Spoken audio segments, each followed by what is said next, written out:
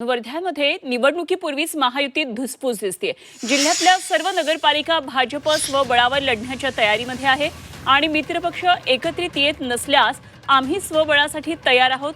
जिल्ह्यातल्या सर्व नगरपरिषदा आमच्या हातात होत्या आणि आताही राहतील। माजी खासदार रामदास तडस यांनी मित्रपक्षांना हा इशारा दिलाय।